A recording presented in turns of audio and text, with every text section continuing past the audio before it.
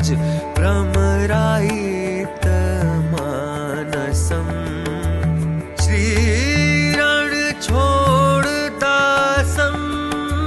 तं नमामि प्रथम गुरुं तं नमामि प्रथम गुरुं।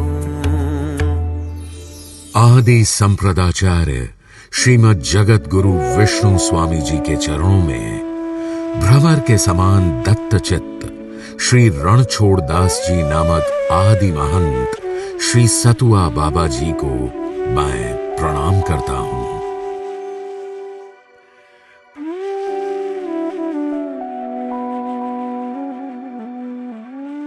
भारतवर्ष के स्वर्णिम इतिहास में न जाने कितने ही ऐसे सिद्ध संत महात्मा हुए हैं जिन्होंने अध्यात्म के मार्ग पर अग्रसर हो समाज का कल्याण किया है। उन्हीं सिद्ध संत महात्माओं में श्री सतुआ बाबा श्री रणछोड़ दास जी महाराज का नाम भी विख्यात है। एक उत्कृष्ट कोटि के साधक, भक्त एवं चमत्कारी संत श्री सतुआ बाबा जी का बचपन का नाम श्री जेठा पटेल था।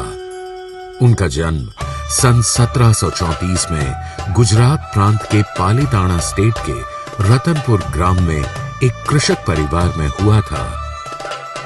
बचपन से ही वे दीन दुखियों की सेवा में लीन रहते थे और उम्र के साथ साथ उनकी यह सेवा भावना और सशक्त होती चली गई।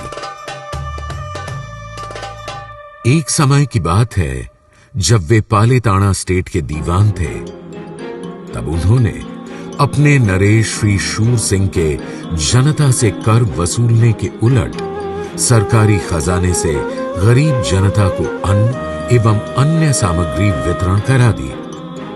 ऐसा करने पर उन्हें दंड के रूप में राज्य से निष्कासित कर दिया गया।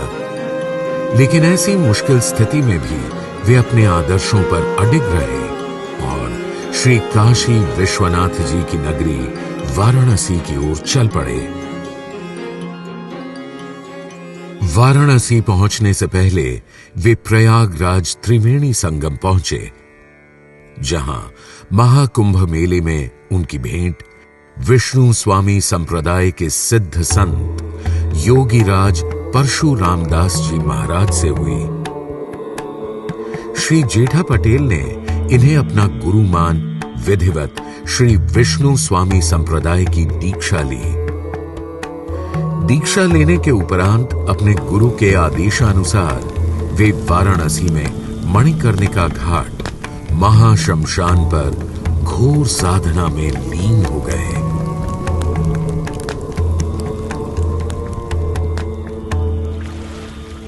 उनकी साधना एवं सेवा भाव से प्रसन्न हो एक दिन साक्षात काशी विश्वनाथ जी एक वृद्ध के रूप में उनके समक्ष भिक्षा ग्रहण करने पहुंचे।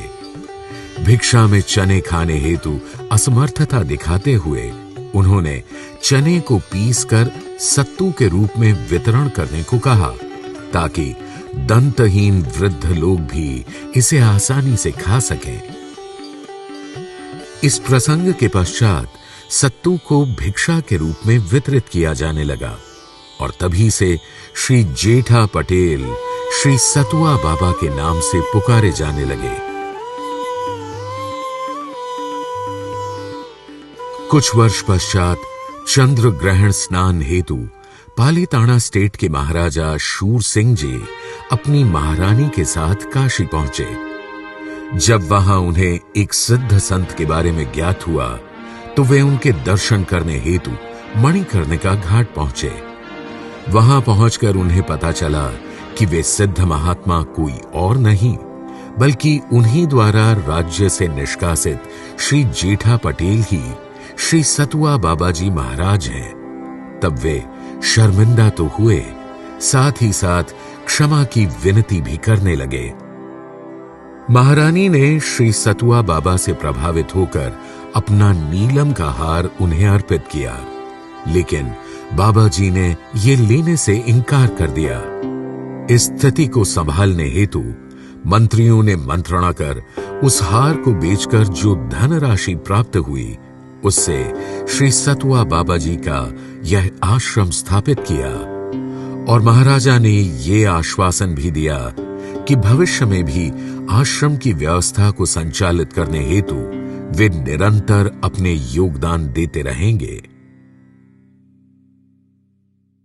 श्री सतुआ बाबा जी एक महान चमत्कारी संत थे, लेकिन उन्होंने अपनी सिद्धियों का प्रयोग केवल जन कल्याण के लिए किया।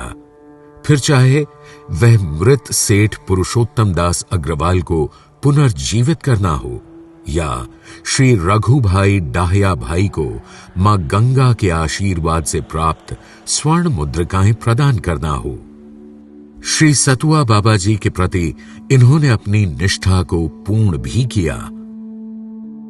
सेठ पुरुषोत्तम दास अग्रवाल ने अपना शेष जीवन काशी में सेवा कार्य करते हुए बिताया और साथ ही साथ अपनी कोठी का नाम श्री सतुआ बाबा कोठी रख दिया। आज भी ठठेरी बाजार में ये कोठी विद्यमान है। श्री रघु भाई डाहिया भाई ने श्री सतुआ बाबा जी के निर्देशानुसार 20 स्वर्ण मुद्रिकाएं मां गंगा को अर्पण की। साथ ही साथ आश्रम में एक धर्मशाला का निर्माण करवाया और महाराज से गुरु दीक्षा ग्रहण करते समय उन्हें समर्पित कर दी।